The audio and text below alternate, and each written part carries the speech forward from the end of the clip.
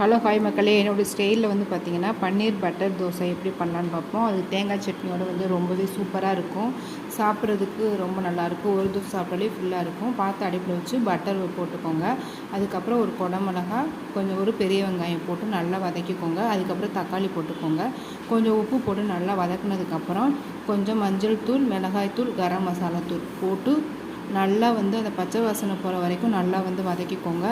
பன்னீர் வந்து கட் பண்ணதாகவும் கிடைக்கும், பெருசாகவும் இருக்கும். உங்களுக்கு தகுந்தாற் போல் வாங்கிக்கோங்க. நான் வந்து பெருசாக வாங்கி அதை வந்து சின்ன சின்னதாக வந்து கட் பண்ணி வச்சுருக்கேன் பன்னீரை. அதையும் அதில் போட்டு நல்லா வந்து வதக்கிக்கோங்க. நல்லா கொத்தமல்லி தலையை உங்களுக்கு எவ்வளோ தேவையோ அந்த அளவு போட்டுக்கோங்க. தோசை ஊற்றி அதில் ஒரு பக்கமாக எடுத்து வச்சு கொஞ்சோண்டு பட்டர் வச்சு 2 பக்கமும் பெரட்டி எடுத்தீங்க அப்படின்னா சூப்பரான பன்னீர் பட்டர் தோசை ரொம்பவே சூப்பராக இருக்கும்.